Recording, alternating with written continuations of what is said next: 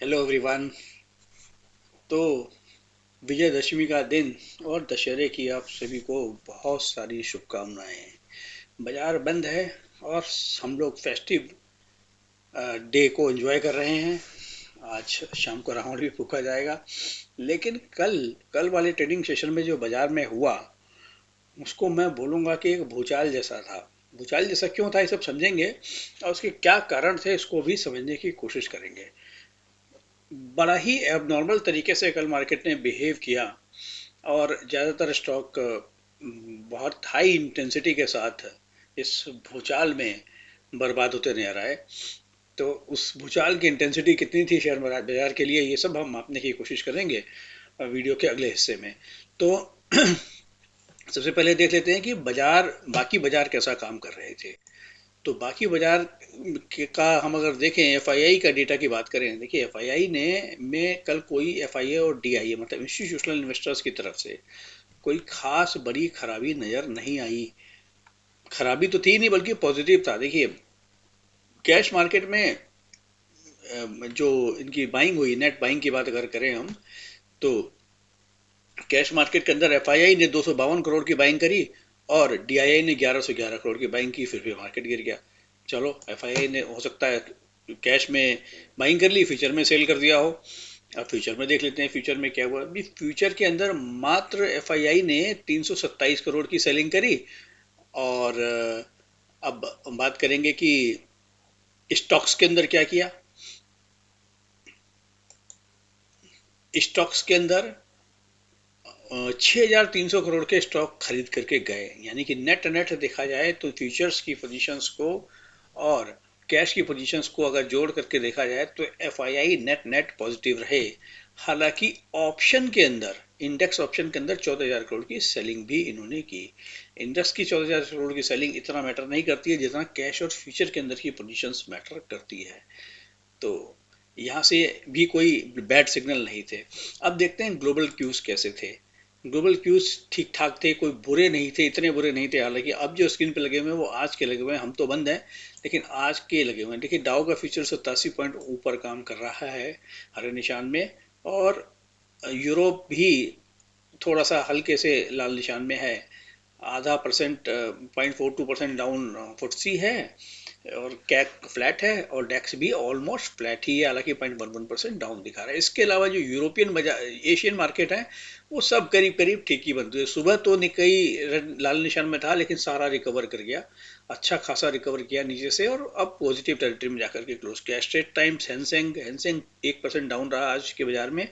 Straits Times 1% ऊपर रहा, Taiwan 0.636% ऊपर रहा, कॉस्पी 1% ऊपर रहा, और सेट कंपोजिट जो कि सिंगापुर का इन्वेस्ट है का इंडेक्स है, ये भी आधा परसेंट नीचे रहा। चाइना और जकार्ता भी करीब करीब 1% ऊपर ही बंद हुए। तो सब कुछ ठीक ठाक ही दिखाई दे रहा है। फिर इतनी इंटेंसिव सेलिंग क्यों हुई, ये एक सवाल उठता है। तो अब इस सवाल का जवाब हम ढूंढेंगे अब अपनी वर्किंग के अंदर, जहां हम देखेंगे कि क्या हुआ, कि किस तरीके का। देखिए रीजन कुछ भी रहा हो, रीजन के में हम नहीं जाएंगे, रीजन तो मार्केट ढूंढ लेता है। मैं आपको बोलूं कि जी यूएस में बॉन्ड यील्ड 10 साल के ऊपरी स्तर पे पहुंच चुकी है, 5% से ऊपर चली गई, एक वो रीजन है। एक वो जियो पोलिटिकल टेंशन चल रही है, वो रीजन है। और कुछ ये भी बोल सकते हैं जी कंपनियों के डेटा अब उतने अच्छे नहीं आ रहे जितनी एक्सपेक्टेड थी, तो वो भी रीजन हो सकता है। लेकिन इन सारे रीजंस के ऊपर, क्योंकि रिजल्ट, ये सारे फैक्टर तो कई दिनों से चल रहे हैं, और ये सारे फैक्टर अगर हैं तो सारे बाजार गिरने चाहिए, हमारे ही अकेले क्यों गिरे। अच्छा चलो गिर गए।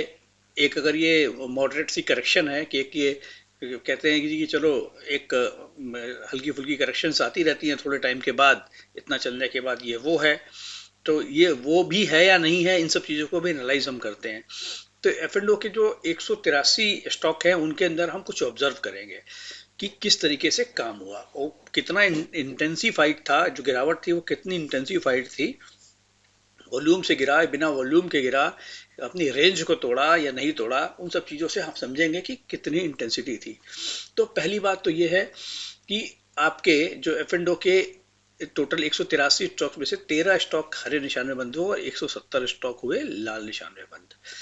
हालांकि आप अगर एडवांस डिक्लाइन अगर देखेंगे ना, तो एडवांस डिक्लाइन को अगर उस तरीके से देखें हम कि किस तरीके के एडवांस डिक्लाइन रहे ओवरऑल पूरे 2000 स्टॉक की अगर बात करें, तो उसमें भी बहुत बड़ी खराबी नजर आ रही थी। इतनी बड़ी खराबी मेरे को लगता है पिछले करीब 1 डेढ़ महीने में तो शायद नहीं देखने को मिली, 1 डेढ़ बल्कि ज़्यादा टाइम से। क्योंकि आप ये देखिए कि 1980 स्टॉक लाल निशान में बंद हुए और 169 स्टॉक हरे निशान में बंद हुए, यानी कि 90% से ज़्यादा स्टॉक आपके हुए बंद लाल निशान में। अब लाल निशान में बंद होने वालों का रिक्टर स्केल पे इंटेंसिटी कितनी थी, इसको हम जरा देखने की कोशिश करते हैं। उसको देखने के लिए हमने अब स्क्रीन पे लगाए हैं एफ एंड ओ के जो 183 स्टॉक्स, उसमें से जो भी 3% से ज्यादा गिरे उनको लगाया है। तो ये बहुत लंबी लाइन है जो कि 3% से ज्यादा गिरे। अब हम इसमें ऑब्जर्व करेंगे कि जो ज्यादा गिरने वाले थे उनका हाल इन जनरल कैसा था। देखो, अब सबसे ज्यादा गिरने वालों को इस पे बात करनी शुरू करते हैं। लॉरेस लैब के रिजल्ट खराब आए थे, तो हमने इसका एक वीडियो भी डाला था जिसमें हमने क्लियर कट बोला था भाई इस लेवल पे बाय तो नहीं करना है। हालांकि डेटा बाइंग साइड का ही नजर आ रहा था, लेकिन फिर भी हमें बाइंग से बहुत डर लगा और इसमें गिरने की संभावना हमें लगी। तो खराब रिजल्ट, पनिशमेंट, 10% गिर गया। अब इसने जो इसमें वॉल्यूम था, इसमें बहुत ज़्यादा वॉल्यूम के साथ, यानी कि नॉर्मल से 4.5 गुने वॉल्यूम के साथ और बड़े बड़े ऑर्डर्स के साथ में सेलिंग की गई। एफ एंड ओ के अंदर शॉर्ट पोजीशन तो नहीं बनती नजर आई, लेकिन जो लॉन्ग बने हुए थे सारे अनवाइंड होते नजर आए। यानी कि जिन्होंने लॉन्ग बनाया था वो लॉस लेने की जरूरत पड़ी तो उन्होंने लॉस भी लिया और निकल गए। और 8% का ओपन इंटरेस्ट इनका हुआ कम। तो इसमें अब ये भी हो सकता है कुछ लोगों ने एक शॉर्ट बनाए हो पहले, उसको कवर किया हो, इस वजह से भी हो सकता है। लेकिन इन जनरल अगर हम कैश की बात करें तो हैवी सेलिंग हुई है। क्लोज कहाँ हुआ स्टॉक हुआ 362 रुपये में जाकर के क्लोज हुआ, 10% नीचे और 355 का लो बनाने के बाद। अब इसने क्या तोड़ा, इसने पिछले महीने के लो को तोड़ दिया। 377 का लो था, उसके नीचे जाकर के बंद हुआ। तो ये स्टॉक को तो हम क्या बोलेंगे कि जी क्लियर कट सेलिंग सिग्नल थे, और वो सेलिंग सिग्नल की वजह से बहुत हाई इंटेंसिटी के साथ वॉल्यूम बेस्ड सेलिंग इसमें की गई। अब दूसरे स्टॉक को देखते हैं, इंडिया बुल हाउसिंग फाइनेंस। देखिए, इंडिया बुल हाउसिंग फाइनेंस गिरा तो 9%, लेकिन इसमें वॉल्यूम जस्ट 1.29% था, 1.29 टाइम्स था। तो बस इतनी कम डिलीवरी के साथ 10% अगर शेयर गिर गया तो, और जो क्लोज हुआ है वो भी 157 रुपये 50 पैसे से हुआ, जो कि पिछले महीने के लो के नीचे है।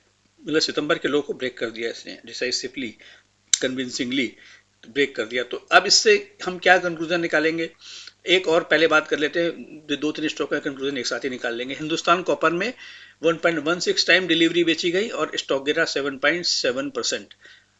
और ये भी सिमिलरली पिछले महीने के लो के नीचे जाकर के बंद हुआ। यानी कि 150 का लो था, 142 रुपये 10 पैसे पे। इंडिया सीमेंट 209 रुपये 70 पैसे बंद हुआ, पिछले महीने के लो के नीचे 224 रुपये के नीचे जाकर के बंद हुआ। अब इसमें क्या है, वॉल्यूम जस्ट 1.23 टाइम्स, मतलब नॉर्मल जैसा ही वॉल्यूम, नॉर्मल से थोड़ा सा ज्यादा। स्टॉक गिर रहा है 7% और वॉल्यूम है कम।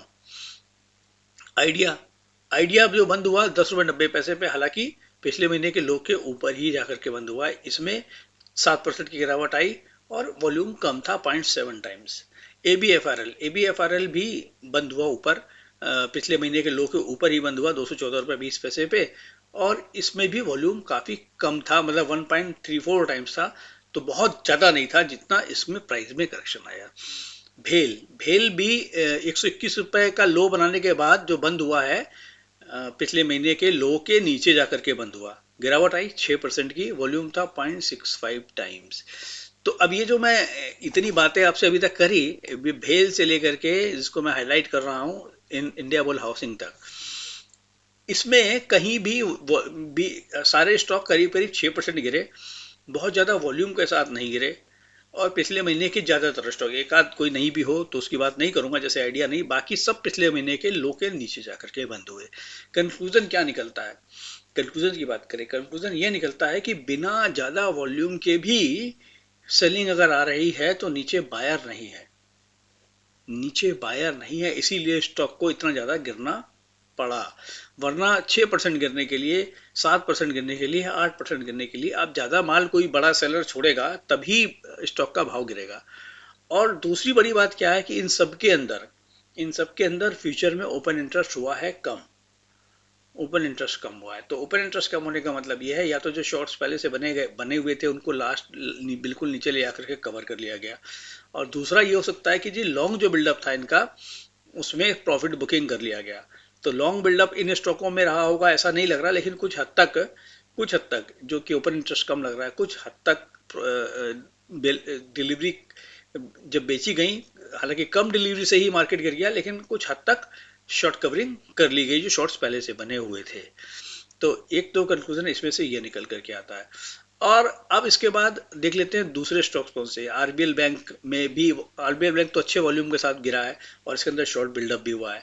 अगेन टाटा कम्युनिकेशन भी ठीक वॉल्यूम के साथ गिरा है और इसके अंदर भी थोड़ा सा शॉर्ट बिल्डअप दिखाई दे रहा है। ये सब वो स्टॉक हैं कि जो कि अच्छे खासे गिरे हैं, यानी कि 5 से 6% के बीच में गिरे। नेशनल एल्यूमिनियम की बात करें तो इसमें भी लॉन्ग शॉर्ट बिल्डअप हुए हैं, 7% के शॉर्ट शॉर्ट बिल्डअप हुए हैं, और स्टॉक जाकर के बंद हुआ है 89 रुपये 70 पैसे पे, पिछले महीने के लो को तोड़ करके नीचे जाकर के बंद हुआ है और अपने लोएस्ट पॉइंट के आसपास ही बंद हुआ है। अगेन ए बी कैपिटल, इसमें भी सेम शॉर्ट्स बने हैं और वॉल्यूम वॉल्यूम इसमें कम है, हालांकि उतना ही वॉल्यूम है लेकिन शॉर्ट्स बनते नजर रहा है। 5% स्टॉक टूटा है, इसने भी तोड़ दिया अपने पिछले महीने का लो। बलरामपुर चीनी ने भी सेम काम किया, और इसके बाद मन्नप्परम फाइनेंस ने भी सेम काम किया, पिछले महीने के लो के पास ही जाकर के बंद हुआ है। 134.90 बंद हुआ है, 134 का लो था वहीं जाकर के बंद हुआ है, हालांकि इसके अंदर भी शॉर्ट बनते नजर आ रहे हैं। तो अब कहने का मतलब क्या है, कहने का मतलब यह है कि अगर एक बार पीवीआर की बात भी कर लें, पीवीआर ने भी देखा, हालांकि इसके रिजल्ट ठीक थे, रिजल्ट में खराबी नहीं नजर आई, लेकिन इसने उसके बावजूद उसके पिछले महीने के लो को तोड़ दिया। 1683 रुपए का जो लो था उसको तोड़ करके 1670 रुपए पे बंद हुआ, और 1609 रुपए का लो बनाने के बाद। तो यहाँ वॉल्यूम हालांकि 0.96 टाइम था और फ्यूचर में कोई खास ओपन इंटरेस्ट बना नहीं, लेकिन अब इस इस सारी एनालिसिस से दो बातें बड़ी क्लियर हैं कि जी बिना वॉल्यूम के भी मार्केट को गिराया जा सकता है, बिना हैवी वॉल्यूम के साथ सेलिंग के भी मार्केट को गिराया जा सकता है। इसका मतलब जो मुझे समझ में आया वो तो ये आ रहा है कि ये बायर नीचे ताकत के साथ नहीं खड़ा है, अभी भी इन प्राइस पे बड़े बायर्स का किसी का भी इंटरेस्ट नहीं है। तो ये गहमा गहमी, ये अफरा तफरी बाजार में शायद कोई बात ऐसी है जो कि ये बता रही है कि जी अभी बेच लो तो बेच लो, आगे नहीं बिकेगा आपका माल इन भाव पे। इसलिए माल फेंक के देखा गया, और जब माल फेंका गया तो देखा पता ये लगा कि ये बायर ही नहीं है।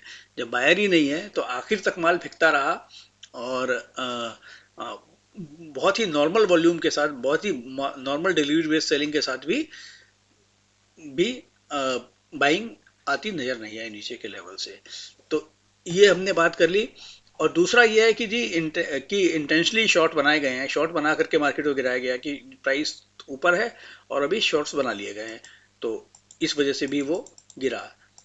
अब कुछ और कैटेगरी, इससे अगली कैटेगरी जो 4% वाले हैं उनकी अगर बात करें तो जी एंटरटेनमेंट में क्या हुआ, ये भी अपने लो के आसपास ही बंद हुआ, उसने पिछले महीने का लो तोड़ दिया, वॉल्यूम कम था और इसके अंदर शॉर्ट्स कवर होते नजर आ रहे हैं जो पहले से बने हुए थे। सिटी यूनियन बैंक देखिए, सिटी यूनियन बैंक अपने, हालांकि पिछले महीने के लो के नीचे तो नहीं बंद हुआ जा करके, लेकिन 4% टूटा ये भी, और कम वॉल्यूम से टूटा। शॉर्ट्स जो बने थे, अभी जो बने होंगे कुछ कवर हो गए उसमें से, और नए शॉर्ट नहीं नजर आ रहे हैं। एनएमडीसी में नए शॉर्ट्स नजर आ रहे हैं, 4% टूटा इसने भी, लेकिन इसकी तो देखा जाए तो अच्छा दिख रहा है ये भी।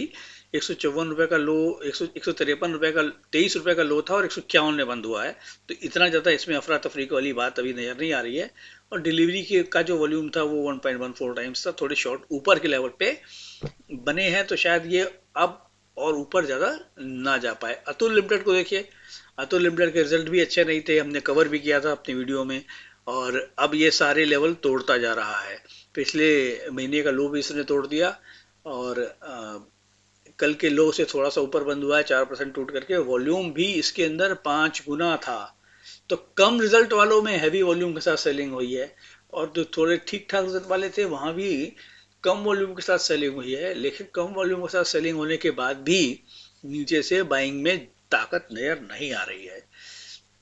तो ये एक कंसर्न वाली बात है। तो अब ये सारा हमने देख लिया। अब इस सारी चीजों को देखने के बाद में क्या हम अब, क्योंकि कल बाजार फिर खुलेगा, बाजार तो रोज खुल जाता है अपने टाइम पे 9:15 बजे, हमें अब कैसे देखना पड़ेगा?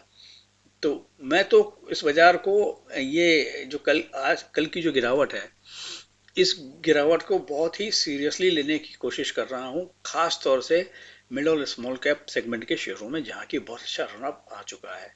वहाँ पे देखिए, सेलिंग जो है, कम वॉल्यूम वाली सेलिंग भी एब्जॉर्ब होती नजर नहीं आ रही। ये एक चिंता वाली बात नजर आ रही है। ज़्यादा वॉल्यूम हो रहा है तो माल बिक ही रहा है, लेकिन कम वॉल्यूम वाला भी एब्जॉर्ब नहीं होता नजर आ रही, तो भी एक चिंता वाली बात नजर आ रही है। हो सकता है इंडेक्स 150 पॉइंट ऊपर चले तो फिर ये शेयर थोड़े से ऊपर आए, लेकिन ऊपर आने के बाद भी शायद ये सेलिंग का शिकार हो जाएं, क्योंकि सेलिंग जो है इस लेवल पे आनी ही है, ऐसा लग रहा है। और बाइंग का कोई पोटेंशियल इंटरेस्ट नया नहीं आ रहा है, बावजूद इसके डीआईआई मतलब इंस्टीट्यूशनल इन्वेस्टर अभी भी नेट में बायर हैं। फिर भी mid cap small cap segment के शेयरों में ये तूफान नजर आ रहा है। तो ये तीसरी महाशक्ति है कौन? तीसरी महाशक्ति मेरे ख्याल से एचएनआई कैटेगरी हो सकती है, जो कि जिसने कि काफ़ी ज़्यादा, क्योंकि मार्केट को चलाने में, अब एफआईआई ने तो मार्केट चलाया नहीं, 19,500 तक जो गया या 20,000 तक मार्केट गया, किसने चलाया? एफआईआई ने तो चलाया नहीं, या तो डीआईआई ने चलाया, डीआईआई ने भी बहुत ज़्यादा वॉल्यूम से नहीं चलाया। ये तो अपने आप ही चल गया। अपने आप कैसे चलता है? जब रिटेल इन्वेस्टर या एचएनआई कैटेगरी, जो कि इन दोनों ही सेगमेंट में नहीं आती, एफआईआई डीआईआई में नहीं आती, और अच्छे पैसे को ला करके मार्केट में डालती है, उसने डाला है, तो अब उनको लगता है कि शायद ये वैल्यूएशन कंफर्ट अब नहीं आ रहा, और उनको साथ में ये भी लग रहा है कि भाई सेलिंग के लिए, अब हैवी सेलिंग अगर होगी तो बेच नहीं पाएंगे हम माल, क्योंकि नीचे बायर नहीं है। तो अगर इस तरीके की अगर खबर उनके दिमाग में आती है, मार्केट में आती है, और उन उस तरीके के लोगों के को महसूस होती है, तो ये अफरा तफरी का माहौल बन सकता है। तो हो सकता है अब गोइंग फॉरवर्ड इंडेक्स तो उतना ना गिरे, इंडेक्स को तो कोई ना कोई संभाल लेगा, और इंडेक्स का वैल्यूएशन में भी इतनी प्रॉब्लम नहीं है। अभी रिलायंस भी काफ़ी नीचे आ चुका है, एचडीएफसी बैंक भी काफ़ी नीचे आ चुका है, आईसीआईसीआई बैंक के रिजल्ट भी ठीक थे, और कोटक के रिजल्ट भी ठीक थे, चाहे मीडिया में कुछ भी कहा जा रहा हो कि जेफरीज ने इसके टारगेट कट किए या कि कुछ भी किया हो, लेकिन रिजल्ट ठीक थे। तो अभी इन सब में एक्सिस बैंक के रिजल्ट भी आने वाले हैं।